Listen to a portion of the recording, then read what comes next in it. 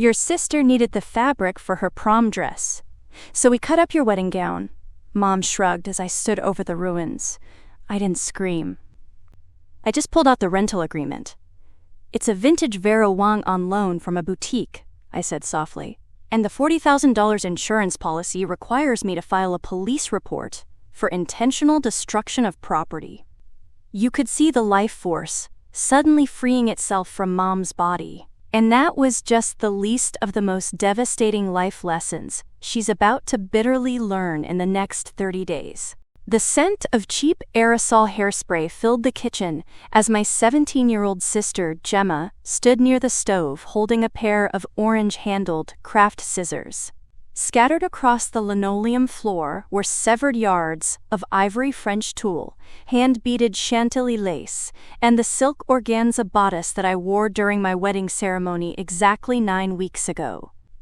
My mother, Roxanne, stood by the dining table with a glass of iced tea, looking at me with the absolute lack of empathy that defined my entire childhood. I had driven over to their house on a rainy Tuesday afternoon to retrieve the gown from the climate-controlled cedar closet, where Roxanne promised to store it safely, while Justin and I spent our honeymoon in a remote cabin in Maine without reliable internet or cell service.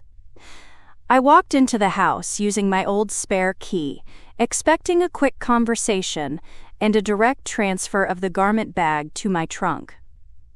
Instead, I found the dining room converted into a makeshift dressmaking workshop. Gemma was attempting to construct a strapless prom gown, using my wedding dress as raw material because she decided that buying a regular dress from the mall would not make her the center of attention at the high school gymnasium. Roxanne watched Gemma with a doting smile, holding up a piece of the delicate train to Gemma's waist to see how the lace would fall against her hip. When I stopped in the doorway staring at the shredded remnants of the most expensive garment I would ever wear, Roxanne did not apologize or offer an explanation. She delivered her statement about Gemma needing the fabric with a casual flick of her wrist, as if she were explaining why she used the last of the milk for her cereal.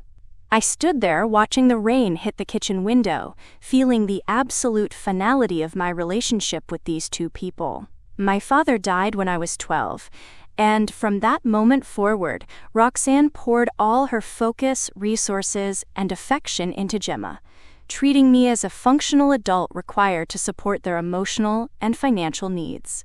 I paid for my own university education by working 40 hours a week as a medical records clerk, while Roxanne spent my father's small life insurance payout on private horse riding lessons and designer wardrobes for Gemma.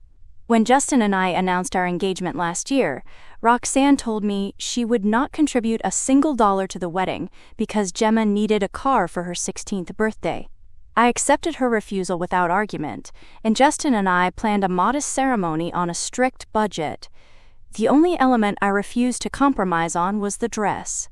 I had dreamed of wearing a specific 1996 vintage Vera Wang gown with hand-stitched floral appliques and a cathedral train, a masterpiece of bridal couture that retailed for tens of thousands of dollars.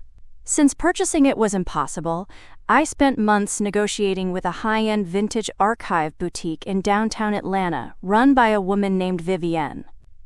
Vivienne agreed to lease me the gown, requiring a $3,000 rental fee and a $40,000 insurance bond that Justin and I scraped together using our entire joint savings. The rental agreement contained strict clauses regarding the preservation of the fabric, stipulating that any damage beyond standard dry cleaning would trigger the full payout of the $40,000 policy. I reached into my leather shoulder bag and extracted the folded paper document, laying it flat on the kitchen island right next to Roxanne's glass of tea. Roxanne looked down at the contract, her eyes scanning the bold text at the top detailing the owner of the property as Vivienne's Vintage Archive. "Why on earth would you rent a dress?" Roxanne asked, her voice rising in defensive anger as she realized she could not claim ownership of the destroyed property. "A normal person buys their wedding dress. You kept it in my closet, Audrey. That implies you abandoned it here." I pointed to the signature line at the bottom of the page, where the store's return deadline was listed as this upcoming Friday. I did not abandon it. I left it here because you have the only cedar closet in the family, and I did not want the lace to yellow in my humid apartment while we were in Maine. I paid $4,000 for the insurance coverage alone, Roxanne. The policy has a criminal clause. The insurer will not pay Vivienne the $40,000 unless I provide a certified police report proving the damage resulted from theft or vandalism by a third party. If I do not file that report today, the insurance company will sue me directly for the full retail value of the asset. Gemma dropped the orange scissors onto the floor with a loud clatter, her lower lip beginning to tremble as she looked from the shredded white lace to my mother's suddenly pale face. "Mom, you said she owned it," Gemma cried out, stomping her foot on the linoleum. "You said we could use it because Audrey wouldn't need it anymore. I already told everyone at school that I was wearing a Vera Wang dress to prom." Roxanne ignored Gemma's outburst, stepping toward me with a finger pointed at my face. "You are not calling the police on your family over some old fabric, Audrey. You will tell the shop that it was an accident. Tell them you spilled red wine on it or that it got caught in a door. They have insurance for a reason. Do not ruin your sister's senior year because you want to be dramatic." I looked at the scissors resting on the floor and then back at my mother. "You used kitchen shears to hack off the bodice. You cut through 30 feet of hand-stitched lace that took a master seamstress weeks to create. There is no accident that mimics the use of dressmaking shears across 3 separate layers of structured silk. If I lie to the investigators, I commit insurance fraud, which is a felony punishable by up to 5 years in state prison. I am not going to jail to protect Gemma's social status." I pulled my cell phone from my pocket and dialed the non-emergency line for the local police department, requesting a dispatch officer to report property destruction at my mother's address. Roxanne lunged forward, attempting to grab the phone from my hand, but I stepped back into the hallway, blocking her path with the kitchen chair. "They are on their way," I told her, my voice remaining level and devoid of the screaming rage she expected from me. "They will be here in 15 minutes. I suggest you start thinking about how you are going to explain to Vivienne why her archival museum piece is currently in pieces on your kitchen floor." Gemma began to sob loudly, running out of the room and up the stairs to her bedroom, leaving Roxanne standing alone in the ruins of my wedding gown. Roxanne stared at me with pure venom, her fingers curling into tight fists at her sides. "You have always been jealous of Gemma," Roxanne hissed, her voice shaking with resentment. "You couldn't stand that she was going to look more beautiful at her prom than you did on your wedding day. You are doing this to hurt her, not to protect yourself." I looked at my mother and felt a sense of relief, recognizing that her opinion of me no longer possessed any power to wound me. I walked out of the kitchen and sat on the front porch steps to wait for the police car to arrive, listening to the rain fall, and knowing that the dynamic of our family was about to face a massive, legally mandated audit that neither of them could escape with tears or tantrums. I sat on those cold concrete steps, reflecting on the years I had spent minimizing my own achievements to avoid making Gemma feel inadequate. When I graduated at the top of my class, Roxanne forgot to bake a cake because she was busy driving Gemma to a regional cheerleading competition. When I bought my first car, a used sedan with high mileage, Roxanne complained that the color was ugly and didn't match the house. Every milestone of my life was treated as an afterthought, while Gemma's minor achievements were celebrated as monumental victories. I had spent 24 years believing that if I worked hard enough, if I was patient enough, and if I demanded nothing, my mother would eventually look at me with the same pride she reserved for my sister. But as I watched the gray rain fall onto the pavement, I realized that some people are simply incapable of loving what they cannot use to inflate their own egos. I was too independent for Roxanne, too self-sufficient to need her guidance, and therefore I was useless to her narrative of being a perfect, needed mother. Gemma was helpless, dramatic, and entirely dependent, making her the perfect canvas for Roxanne's maternal posturing. I looked at the digital clock on my phone, counting down the minutes until the police arrived, feeling the final threads of familial obligation snap in the damp afternoon air. The blue and white police cruiser pulled into the concrete driveway 20 minutes later, its tires splashing through the puddles as two uniformed officers stepped out into the rain.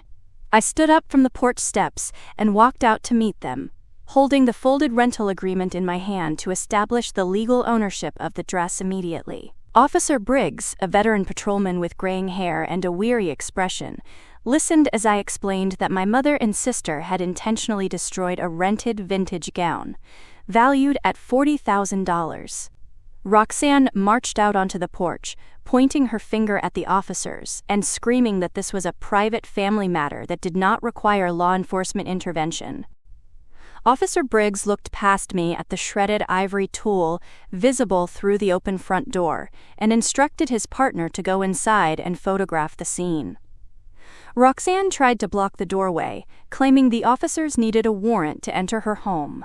But Briggs calmly explained that as I was the person who authorized the storage of the property in that closet and the victim of the property destruction, I had the legal right to grant them entry to view the evidence. The second officer walked into the kitchen, his digital camera flashing as he documented the ruins of the Vera Wang gown scattered across the table and the floor. Gemma's orange craft scissors were tagged and placed into a brown paper evidence bag. Roxanne followed the officer into the kitchen, shouting that I was a vindictive daughter who was trying to ruin her sister's prom because of a petty childhood grudge. Officer Briggs turned to me, asking if I wanted to press charges for the destruction of the property.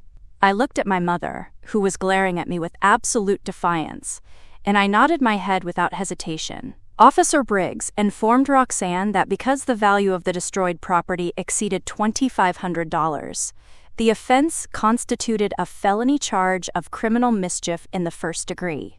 Roxanne's face went white when Officer Briggs instructed her to turn around and place her hands behind her back. She began to stammer, claiming she did not know the dress was a rental and that she was just trying to be a good mother to Gemma, who could not find a suitable dress at the local boutiques. Gemma came running down the stairs when she heard the metallic click of the handcuffs locking around our mother's wrists, screaming and crying as the police led Roxanne out the front door and placed her in the back of the patrol car. I stood in the driveway, holding an umbrella, watching the police car back out into the street with its lights flashing. Gemma ran to the edge of the yard, sobbing hysterically and screaming that I was a monster for sending our mother to jail over a pile of clothes. I did not reply to Gemma. I walked back into the house, gathered the evidence receipts from the second officer, and called Vivienne at the Vintage Archive boutique to inform her of the loss of her gown. Vivienne arrived at the house an hour later in her delivery van, her face drawn in tight lines of professional grief as she walked into the kitchen and looked at the remains of the Vera Wang piece. She picked up a severed piece of the hand-beaded train, her fingers tracing the ruined embroidery with a look of pure sorrow. Vivienne informed me that the gown was an irreplaceable piece of fashion history from Vera Wang's early bridal collection, one of only 3 known to still exist in wearable condition. She stated that the boutique's corporate insurance policy would require a full payout of the $40,000 from my personal carrier, and that her attorneys would be filing a civil suit against Roxanne for the loss of business revenue the boutique would suffer from canceled future rentals. I apologized to Vivienne, handing her the police report number and my insurance agent's direct contact information. After Vivienne left with the remains of the dress packed into a plastic storage bin, I locked the front door of my mother's house and drove back to the apartment I shared with Justin. Justin met me at the door, holding me tight as I handed him the police report and explained that my mother was currently sitting in a holding cell at the county jail. The following morning, the reality of the situation began to settle over the extended family. My mother's brother, my Uncle Gordon, called me 3 times before noon, yelling into the voicemail that I had disgraced the family by having Roxanne arrested. He demanded that I go down to the precinct and withdraw the charges, claiming that no amount of money or fabric was worth putting a mother behind bars. I ignored Gordon's calls and spent the afternoon speaking with the claims investigator from the insurance company. The investigator was thorough, requiring copies of the rental contract, the police report, and a notarized statement from me confirming that the destruction was intentional and not the result of an accident. He informed me that the company would pay the $40,000 to Vivienne's boutique to settle the claim, but that the subrogation department would file a civil lawsuit against Roxanne to recover the funds. By Friday afternoon, Roxanne had still not been released from custody. Because she had no prior criminal record, the judge set her bail at $5,000, but Roxanne had no liquid savings to cover the amount. My mother had always lived paycheck to paycheck, spending all her disposable income on Gemma's expensive lifestyle while ignoring her own retirement planning and emergency fund. She called me from the jail's payphone, her voice stripped of its previous arrogance, begging me to put up the bail money using the savings Justin and I had worked so hard to build. "Audrey, please, you have to get me out of here," Roxanne pleaded, her voice sounding thin and raspy over the recorded line. "The women in here are terrifying, and Gemma is home all alone without any food or money. I promise I will pay you back every cent once I get my tax refund next year. You cannot let your mother sit in a cage over a prom dress." I held the phone to my ear, listening to the automated voice in the background reminding us that the call was being recorded by the correctional facility. "You did not cut up a prom dress, Roxanne," I said. "You cut up a $40,000 piece of art that did not belong to you. You had $40,000 in your hands when you held those shears, and you chose to destroy it. I am not spending my savings to bail you out of a situation you created. Gemma is 17. She can use the microwave and take the bus to school. I will not enable your bad choices anymore." I hung up the phone and blocked the jail's number, cutting off the last avenue of manipulation. I sat in my quiet apartment, realizing that the woman who raised me was currently trading her dignity for $5,000 because she spent 15 years refusing to teach her favorite child the value of $1. Roxanne spent a total of 32 days in the county jail before her public defender was able to negotiate a plea deal with the district attorney's office. Because the physical evidence was absolute, and the insurance company was pushing for prosecution to justify their subrogation claim, the district attorney refused to drop the charges to a misdemeanor. Roxanne was forced to plead guilty to a reduced charge of third-degree criminal mischief, receiving a sentence of 3 years of supervised probation, 100 hours of community service, and a mandatory restitution order to repay the insurance company the full $40,000. To avoid serving actual prison time on a felony conviction, Roxanne had to liquidate her state employee pension fund, which she had been paying into for 15 years while working as a clerk at the municipal water department. The early withdrawal penalties and the tax liabilities consumed a massive portion of the fund, leaving her with barely enough money to satisfy the restitution order and cover the fees for the private defense attorney she had to hire when the public defender's office determined her pension made her ineligible for free legal aid. My mother, who had spent her entire adult life believing she could manipulate her way out of any consequence by crying or playing the victim, was suddenly faced with a barren financial future and a permanent criminal record that resulted in the immediate termination of her employment with the city government. I did not attend the sentencing hearing, nor did I respond to the barrage of angry texts Gemma sent me from their house, accusing me of stealing their future and forcing them to live in poverty. Justin and I had successfully moved into our new apartment in Savannah, Georgia, 300 miles away from the toxic environment that had suffocated me for so long. We spent our weekends exploring the historic squares, eating at local cafes, and building a life founded on mutual respect and shared effort. 2 months after the court date, I received a final package from Vivienne at the Vintage Archive Boutique. She had sent me a custom-bound leather photo album containing high-definition prints of my wedding day, featuring several close-up shots of the intact Vera Wang gown as I walked down the aisle.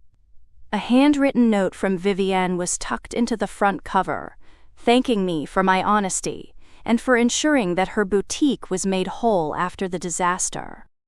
She wrote that while the physical garment was gone forever, the documentation of its beauty and the integrity I showed in protecting it had earned her lifelong respect. I sat on our new sofa, flipping through the pages of the album, looking at the photographs of myself smiling next to Justin. The gown in the pictures looked magnificent, the hand-stitched lace catching the sunlight as it trailed behind me on the grass of the courtyard. I realized that the physical fabric was just thread and silk, and while its destruction by my mother's hand was a deep and cutting betrayal, it did not possess the power to diminish the reality of the commitment Justin and I made to each other. Gemma was forced to take a part-time job as a cashier at a local discount supermarket after school, to help Roxanne cover the monthly utility bills and property taxes on the house. A dose of harsh reality for a girl who had never been expected to lift a finger to contribute to the household. The local high school gossip had been merciless, with the story of the cut-up wedding dress and the police arrest circulating through the student body, ensuring that Gemma's senior year was defined by a different reality rather than the queen-like adoration she had demanded. I closed the photo album and placed it on the bookshelf in our living room, next to the books and mementos that defined our new beginning. I have spent the subsequent months reflecting on what I would tell someone who finds themselves anchored to family members who view their boundaries as personal insults and their property as communal assets. Biology does not grant anyone the right to vandalize your life, and you do not owe your future or your freedom to protect people from the natural outcomes of their own deliberate malice. When my mother held those scissors and decided that my wedding gown was just scrap fabric for her favored child's prom, she made a conscious choice to sever the bond between us. And filing that police report was simply the act of recording that severance in the eyes of the law. I do not feel guilt for the pension she lost or the job she forfeited, and I do not feel responsible for Gemma's ruined social standing, because those consequences were birthed from their own suffocating arrogance. Justin walked into the room, handing me a glass of water and asking what I wanted to make for dinner, his presence a steady reminder of what genuine love and partnership actually look like. I took his hand, looked out the window at the moss-draped oak trees lining the Savannah street, and realized that by refusing to scream, refusing to lie, and simply allowing the law to do its job, I had finally built a life that no one else could cut to pieces. I let the silence of our new home fill the spaces where their screaming used to live, understanding that true peace is not the absence of conflict, but the courage to let the people who hurt you face the absolute gravity of their own choices without stepping in to save them.